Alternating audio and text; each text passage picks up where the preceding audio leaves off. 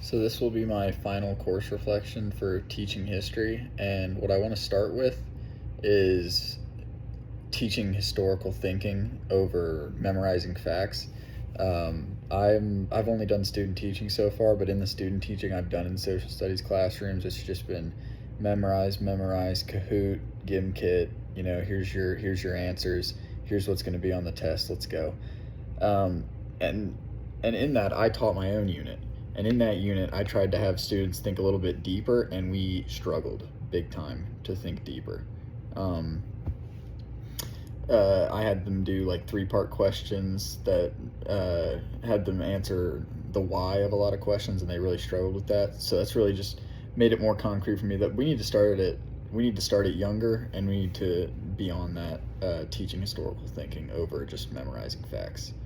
Um, the next thing I'd like to focus on is the standards aren't neutral. I feel like I knew this going in, but it's really just reinforced that just because you're, choosing any perspective is going to that's a political decision. It's going to be, you're choosing one side no matter what story you tell. So just recognizing that fact and recognizing that the easiest way to get over these unneutral, I don't know if that's the right word, but to get over these standards is by including multiple perspectives.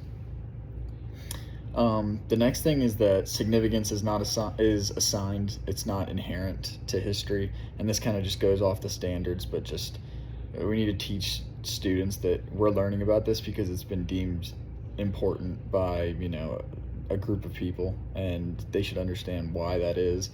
Um, the next thing, which was probably my favorite part of the entire class, was the single story,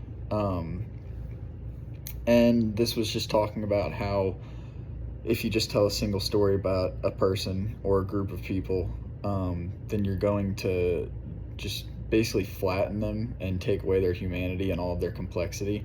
And in doing that, you're basically just selling yourself a lie. And Adichie even talks about how she did this with, I believe it was Fide.